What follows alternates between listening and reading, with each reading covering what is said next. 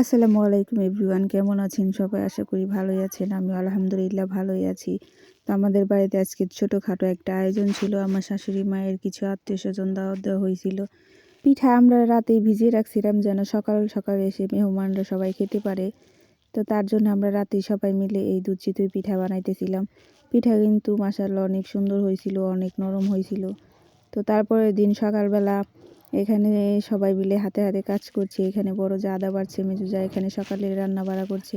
আমরা সবাই মিলে আবার এখানে চালের আটা রুটি বানানো হবে তার জন্য নিচ্ছি। তারপর দেখি আমার শাশুড়ি ভাই অনেক বড় একটা মাছ আনছে। আবার দেখি আমার মেজো জায় মেয়ের জামাইও 2টা মাছ আনছে। তো এগুলো আবার আমার ছোট ননাসের জামাই এগুলো কেটে নিচ্ছে, কারণ আমার ছোট ননাসের জামাই অনেক ভালো কাটাকাটি করতে পারে। এত বড় মাছ কিন্তু আমাদের কাটা সম্ভব না। এখানে গরুর মাংস রান্না করা হচ্ছে। এখানে আমার মেজো যা হাতে মেখে গরুর মাংস রান্না করছিল। এখানে ছিল দেশি মুরগির মাংস, আর ছিল ব্রয়লার মুরগির মাংস। এইখানে ছিল পোলাও, আর এইগুলো ওই যে মেহমানদের মাছ ভাজা করা হবে। সবাই ভালো থাকবেন, সুস্থ থাকবেন। আল্লাহ হাফেজ।